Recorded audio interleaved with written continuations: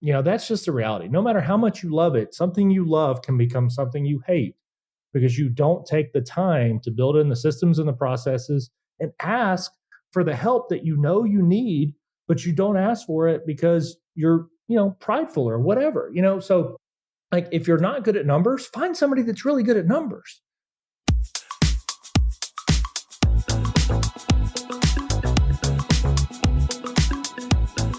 Hey, it's the Profit Answer Man, Rocky Lalvani.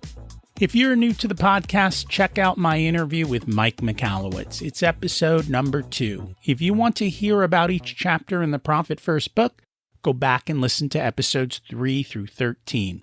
Episode 1 is the why and how. On the Profit Answer Man, we learn money mastery without all the complicated accounting mumbo-jumbo using a simple system. Your accountant is busy documenting your transactions and creating a rearview mirror of what happened.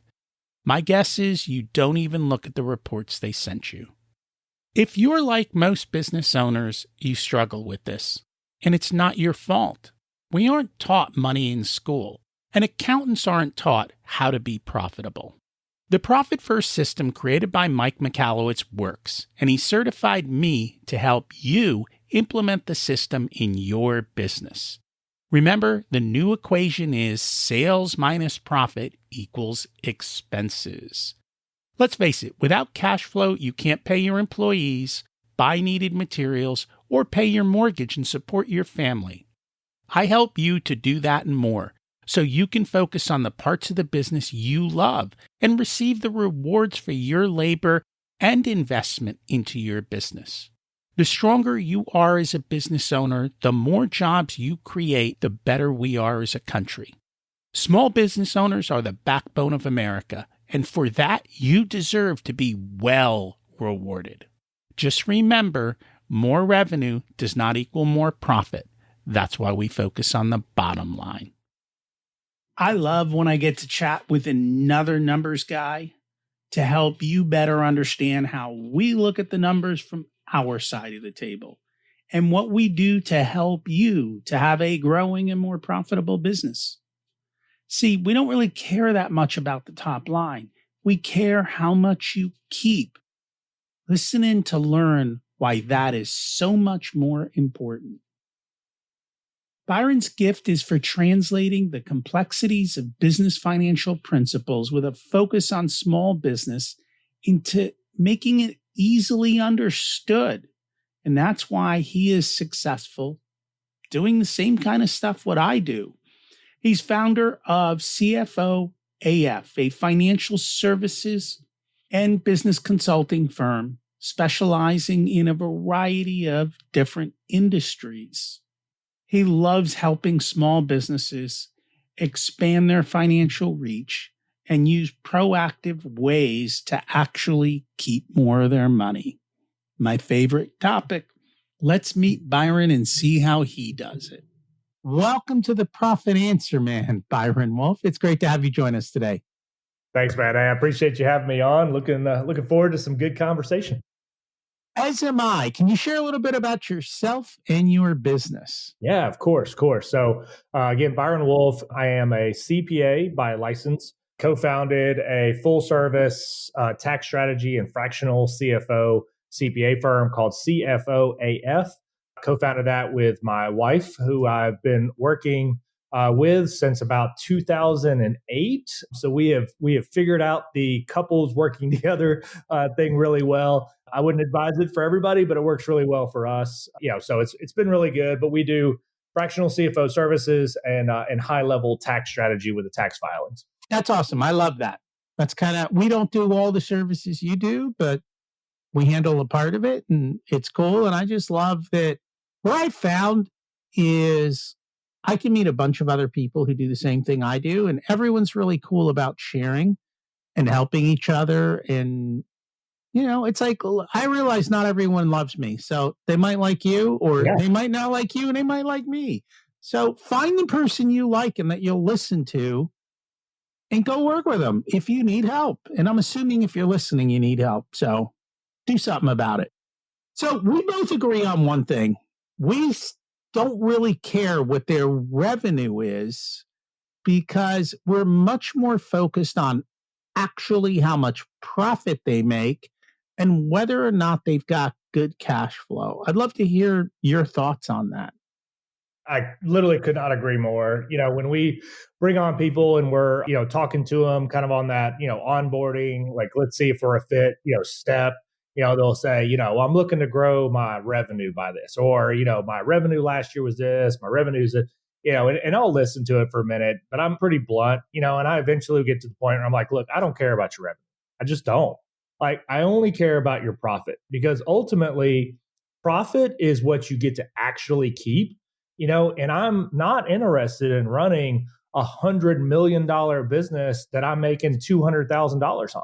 I would much rather run a $500,000 business that I'm taking $200,000 home with, because that's a lot less work. So, I agree. Profit is where it's at. Revenue is a brag. Profit is the real, right? And so if you can focus on profit, get your profit up, that's more money you get to take home. You get to do the fun stuff. You get to support your family. Like, you just live a better life. And who wants to work twice as hard and make the same money? That doesn't make sense. And I agree with you. How far from reality do you think that is? $100 million company making a couple of $100,000 a year. I mean, I've seen some scary ones. I've seen some like 10, 15, $20 million companies that are, barely getting into the black. When you back out all the extras that, the owner has, like, they're probably driving a car that the company pays for. There's a lot of business meals, there's a lot of things that go into that. And so there's a little bit more than what it looks like. But ultimately, they're not taking home like life-changing money. They've essentially bought themselves a high stress, way too many hour job. If you're not making, significant money in your business compared to your revenue, what are you doing it for? Like, I just, it blows my mind when I see these things, and they say, oh, well, I've always been told if I grow the revenue, the profit will come. And I think that's one of the worst sayings that exists. I can't stand it when people say that. It's second only to, we do it this way because we've always done it this way. Like, that's my number one hate to hear item. So what we tell people is profit is not an event, it's a habit. And if you can't be profitable up front, then that's a problem. And honestly, if you've got less than 10% profitability, chances are you're going to be in trouble, because the moment you hit a snag, that 10% disappears in a blink of an eye, and now you go negative. And so they really need to realize that and be able to ensure that they grow it. Nothing happens overnight. I don't know what you found. We tell people it's going to take 2 to 3 years to make changes. Because like you said, if they've got a vehicle, or they're stuck in a lease, or other types of agreements, or they need to change their pricing, all of that stuff just takes time. To build out systems take time. But small changes over time add up to massive, massive differences.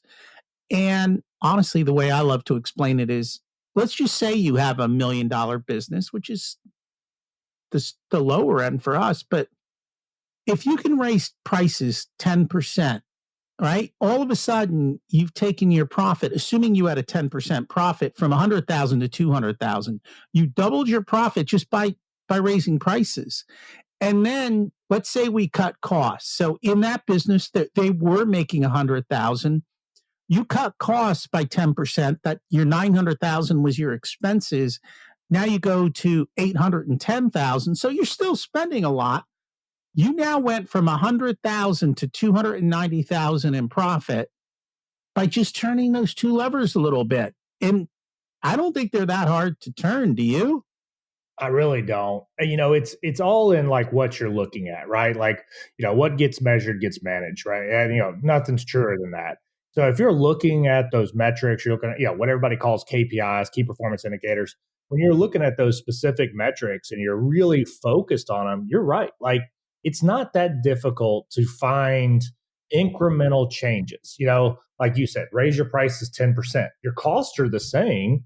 So that 10% goes directly to your bottom line, much better than exactly your example, $1 million business taking home 100,000. Say, well, I want to make 200,000, so I'm going to double my revenue.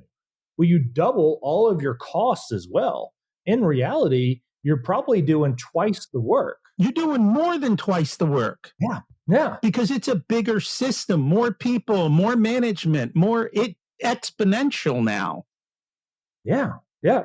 So if you can just do that little 10% move, let's raise our prices 10%, if you can make that incremental move, you're going to have a much better environment. Or like you said, like, hey, let's reduce our expenses. And maybe it's not one particular item, right? Say, hey, we're going to reduce our labor by 10%, right? Don't try that, right? Hey, we're going to reduce our labor by 2 or 3%. We're going to reduce our other fixed expenses, right? Like we're going to move into a smaller building. So we don't need this big building. We're going to, maybe we get a more reasonable car. Like you said, it takes a while, but hey, you don't need a Lamborghini when you're running a few $1 million business, right? Like that's not a good business expense. So, bring your level down for the vehicle so that profit can go up, and then when you want to go buy the Lamborghini, go buy the Lamborghini, but like buy it in cash because you've had a tremendous year, 2, 3, 5, 10 years, and you've amassed that wealth that allows you to buy an asset that is going to produce that revenue, that additional dollars that allow you to buy the fun toys. That's the real game. It's incremental. You don't have to make these major swings. It's incremental changes to your expenses, incremental changes to your sales, or your sales price, what you charge your customer, what you charge your client. These little changes add up. If you're doing a few things at the 2-3% change, that'll very quickly add up to the 10%. And it will. It really doesn't take much. Now, you talked about KPIs. That's somewhat of a business financial term. You also said to look at certain points within the business. Do you find that a lot of business owners don't necessarily even know what to look for and what some of these terms are? And so you're a CPA, no offense, I make fun of them. My wife's a CPA, so I'm allowed to. And it's basically because I'm like, you guys are talking like wonk, wonk, wonk, wonk. Like the people don't listen. No, they don't. And I tell people all the time, I'm like, hey, if you have trouble sleeping, let me invite you to a CPA conference. You can come, you sit in, you'll sleep like an absolute baby at the end of this thing. Probably a couple hours into it, you'll be knocked out. So trust me, I understand, very different. I tell people all the time, like, best compliment I ever get is when people meet me, they get to kind of know me a little bit and they say, hey, man, I don't mean any offense, but like, you're not like a CPA kind of guy. Like, I don't really see you as a CPA. And I'm like, thank you, like from the bottom of my heart. As much as I love these guys, like that is not my personality at all. Hopefully, right? Hopefully, I'm not just wah wah wah wah, in people's ear. But you're right. It blows my mind how many people do not know their financials. So, quick story: I'm at this high level event. Every single person in this room is paid at least $10,000 or more to essentially be in this room. Probably 100 guys, and they're talking about some stuff that's really like, it's profit and loss items, things that you're going to find on your profit and loss statement, and they're talking about it. And the guy that was up there, he stops for a second, he kind of looks around and he says, quick show of hands, how many people in this room have 100% confidence in their profit and loss statement right now as it exists in your business? Keep in mind, multiple $1 million companies in this room, some of them, $100 million or plus businesses. 100 guys, roughly, called 100 guys. There's about 8 hands that got raised in that room. About 8. So, well, there was more than that, but it was like all of us that are CPAs or, people that are in the space, and the guy that was up there, he's like, yeah, no, I know you guys, put your hands down. I'm talking about regular non-CPA people. It was about 8. So like when you're talking, you're managing a company that's millions of dollars coming in, going out, and you don't have confidence in your financial statements. Yet most of these guys have a bookkeeper, that's either like offsite or they have a bookkeeper, possibly a controller. Like they have people in their organization that are doing these things, right? But they don't understand them. They're like, oh, well, I'll let so-and-so do it. How are you managing your business when you don't even know like the financial numbers that are coming in and going out? You don't have a clue how that works. how do you manage a business without knowing that? It's like hopping in a car, having no destination and no understanding of which pedal that you have to press to go forward or to stop. Where are you going to go? It blows my mind. So I agree with you. It's crazy how many people don't know these things. And we talk to tons of them that just don't have confidence in it. And I will we'll go a little dorky for a second. I promise we'll come back. I won't go full on CPA on you. But there's a difference between your profit and loss statement, your cash flow statement, and your balance sheet. All three give a very different look at your business, right? And you have to know what all three of those are. And then I'm really going to throw a kink in it. And there's cash basis and accrual basis on each one of those, right? So you need to know at least those terms and at least know what those things mean and what they indicate about your business. And if you don't, I got to be honest with you, I really feel like you are probably the problem. You are the holdup within your business from maximizing your profitability because you can't manage what you don't understand. And I get that. And I'll be honest, I don't know how you do it, but we look at the balance sheet every month and we look at the differences month to month and the change that occurred month to month. I find even most professionals don't lay out the balance sheet month to month to month and compare all the way across to see where the things are changing because it's not how you're taught to look at a balance sheet. You're taught to look at it static in time, and that's wonderful. But the true essence is being able to see the changes. And I've come to realize that when most people look at a wall of numbers, their eyes go blank.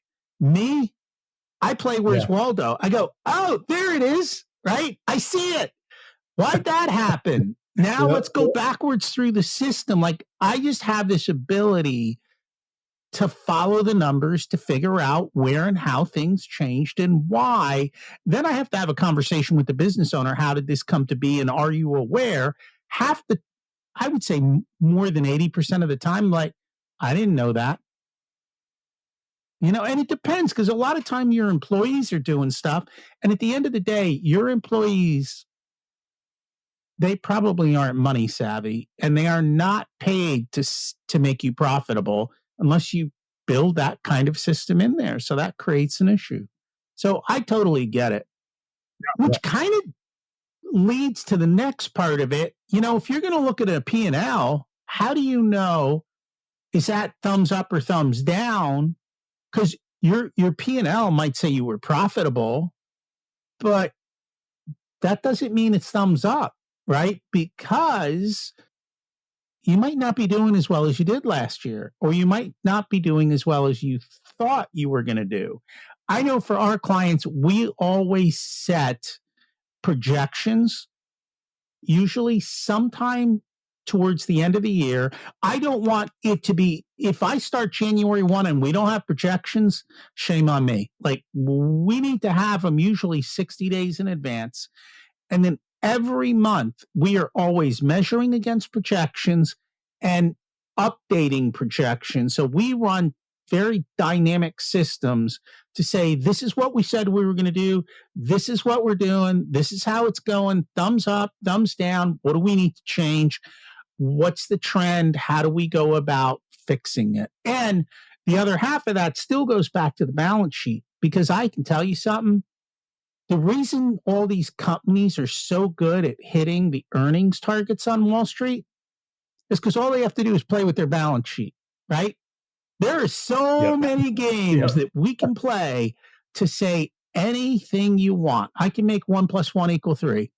What do you want it to say? And we'll make it say it, which I get that. But at the end of the day, for the small business owner, what really matters is, do you have cash? Is it in the bank? And can you take it home? Because otherwise, the rest of this is all BS. 100%. And so we had a client very recently. We're talking to him, and he was really down because they'd had a negative, month, right? So they had a net loss for the month. And they've always had at least kind of a break even or profitable. They're on a growth cycle, which is fantastic.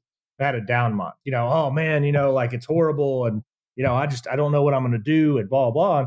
And I had already looked at the financials. So I knew what the real story was. Right.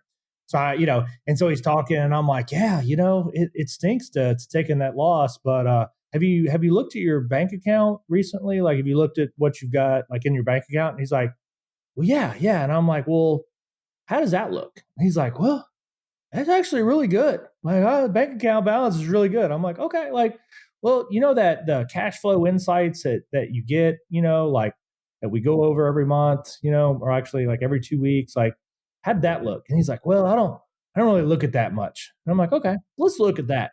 And so he had taken a loss, yes, which is horrible, but he had a $600,000 positive cash flow month. And I said, the reason your cash looks so good is because you had a positive cash flow month. And you're looking at the P&L and L and you're saying, oh, we got all this stuff and all this stuff happened, blah, blah, blah. Like, you have to look at the whole picture. If you focus on one area, you're not really making good decisions. You're making it on one tiny little item. And then in the reverse, if you're just looking at the P&L and the P&L says you're profitable, you're thinking, oh, this is amazing. Everybody gets bonuses. Let's go buy the Lamborghini. Let's go do whatever. But if your cash flow is negative, you can make a decision based on a profitable P&L that will cripple your business. If you don't have cash flow, it doesn't matter what the rest of it says. Doesn't matter.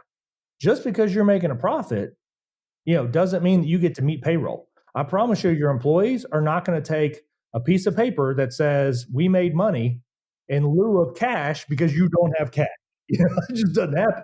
You got to have it. You got to have it. And I think that's what people don't realize is growth takes cash, and you have to grow in line with your cash availability.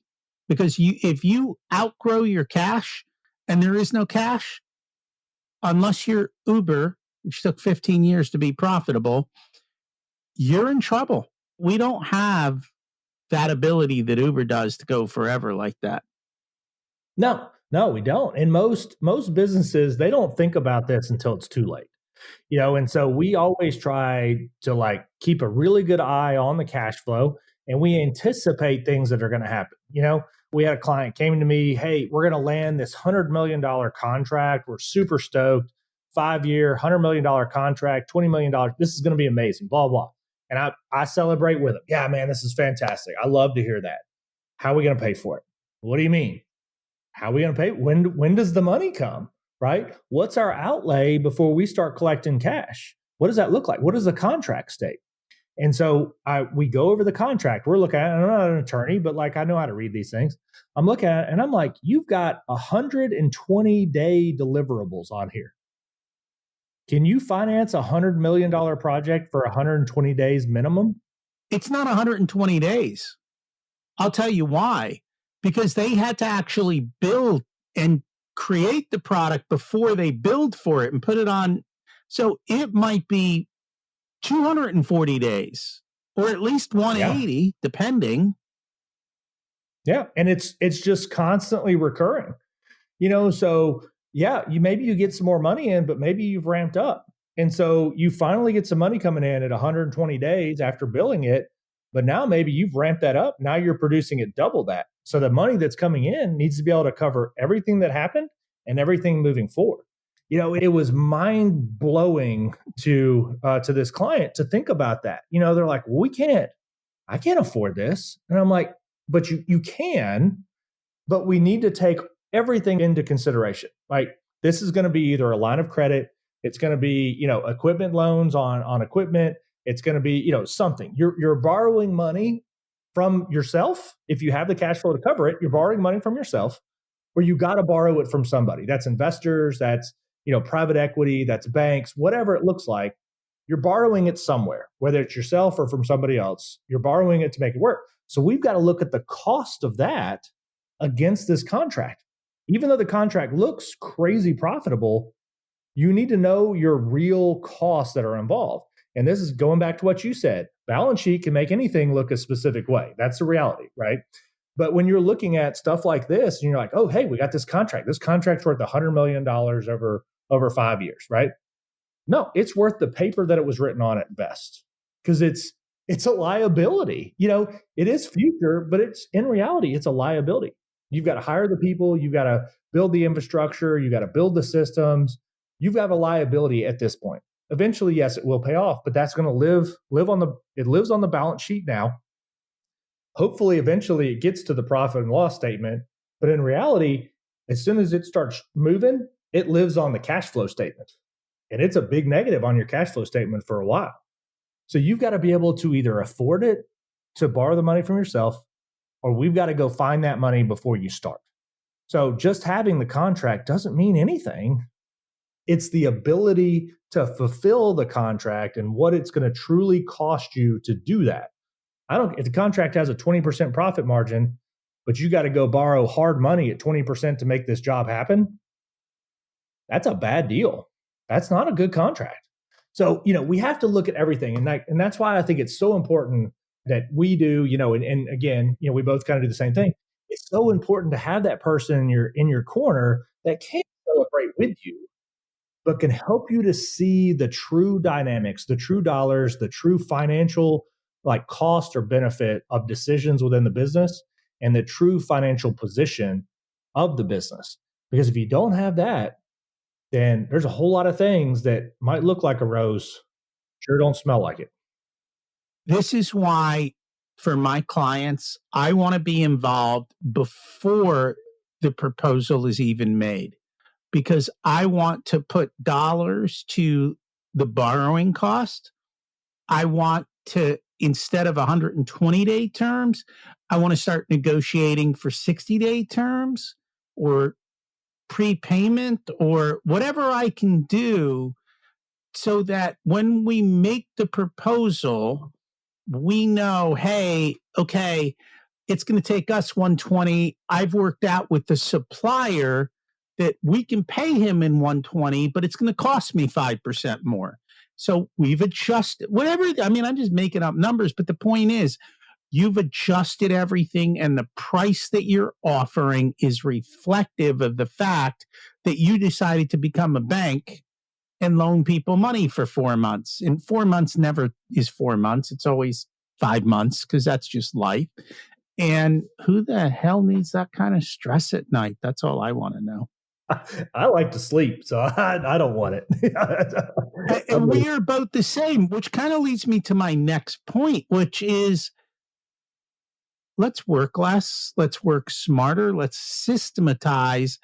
I don't believe in grinding it out, and I don't think you need to work hard in order to be successful in business. I'd love to hear your thoughts. No, I agree. I think let's work smarter, not harder. If we make smart decisions on the front end, and this is really where proactive approach versus a reactive approach comes into play. But if you're making smart, well thought out, ahead of time decisions, working smarter, you don't have to work incredibly hard. You don't have to have that massive burden on your back. And you can talk to any firefighter out there. And I love using firefighters for this example, because that's exactly what you do in your business. If you're not proactive, you're a firefighter, you're putting out fires. You talk to any firefighter and you say, hey, if I tell you that a building is going to catch on fire next week at a specific time, and I can give you the specific reasons that building is going to catch on fire, what do you think your chances are of fighting that blaze? And they'll tell you, it's not going to happen, right? I know where it's at. I know when it's going to happen, right? It's not going to be a fire because I can deal with it now. Well, why wouldn't you set up in your business a way to anticipate anything that's coming down the pipeline? You know what's going to happen. Let's build the systems. It's a reason commercial buildings have sprinkler systems, because if something catches on fire, the sprinkler system kicks on, right? We don't wait for the fireman to show up with a fire truck, connect to the hydrant, and then spray some water in there. We want an immediate reaction. And you're still going to have issues that happen in your business, but when you've freed up all of that bandwidth by working smarter, not harder, when you do have those small hiccups, the things that you can anticipate, you have the bandwidth, you have the ability to deal with it free time, and you probably already have a strategy or a system or a process in place to plug that problem immediately into and find a solution very quickly. So, I'm all about systems processes. I think it's everything. If it can be systemized, let's systemize it. Let's set up a process for everything, build it out. I don't care if it's the most basic thing in the world. If you do it and everybody does the same thing and they have a well thought out step by step plan, it's really hard not to find success when you're just following the process. So, I agree with you. I don't think you have to work your tail off. I think if you're working that hard in your business to try to find realistically, you have a job. You don't own a business, you own a job. And we're business owners. We want to own businesses. We do this, we do the crazy stuff because we want to enjoy life. Like I, I'm okay if that's they the have a reality. job, but it should pay really, really, really, really well. And you should work about as much as your employees do, right? In other words, you shouldn't Or be less. the one killing yourself. You know how your employees work. You get the concept, right? If that's your thing, that's fine. But there's no reason that you can't make a lot of money doing that as well. You just have to figure it out for you and see how it all kind of comes together. Anything we should have talked about but didn't get a chance to? Oh man, we covered a lot. I mean, I think that a lot of people that start out in business, they find something that they enjoy and they just jump full force into it. I'm just going to do this, right? And so they become realistically technicians, instead of business owners. So I think, and I'm not telling people not to chase their dreams, but definitely take a minute to really like think out the process and like, what does this look like? What's my ideal target? What's my target audience? My ITA. Like, what am I gonna sell? Who am I gonna sell it to? Right? What does this sales channel look like? What does the marketing look like? Look at all of these different pieces of the business because there's multiple pieces. And if you can do all of those for a very short period of time, but if you're everything within the business and nothing gets delegated and you don't let anybody else come in and take stuff off your plate, you're going to burn out. That's just the reality. No matter how much you love it, something you love can become something you hate because you don't take the time to build in the systems and the processes and ask for the help that you need, but you don't ask for it because you're, prideful or whatever, So like if you're not good at numbers, find somebody that's really good at numbers, and hire them or partner with them or whatever. If you're really bad at marketing, find the person that's really good at marketing, and hire them or partner with them. Realistically, we can wear probably 2, maybe 3 hats in our business at most. We can't wear all of them. So if you want to be the CEO, realistically, you should be picking 1, maybe 2 other areas that you're going to be involved in, but you can't do all of them. It's just not reasonable. Once you get to a certain level, you can't continue to wear all the hats. So, and I'd love to hear your opinion on that, coming from the finance side like I am, the accounting side. Like, how often do you see that with your clients that they're just doing everything? They are. I think the marketing one is really a struggle in the sense that what I have found is more often than not, it's very hard to transfer to someone else what you truly do for clients. And until you can define it for yourself and you understand, it's hard to turn that over. Numbers are easy to turn over, right? Because we can see them. Systems and processes depends. Like some people are systems and process people, some are not. But a good systems and process person can come in, look around, and extract what they need. So I think that part takes a lot of time and it's slow and it's tedious and nobody wants to do it. But the biggest returns are there.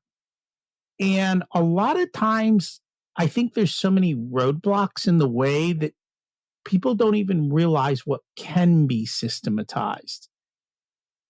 Other parts of the business, like doing payroll or HR, like that stuff can be outsourced quickly. So it really kind of depends. And everyone's, again, got their own skill sets. So it's, what do you like doing? Go do that. What don't you like doing? Get help.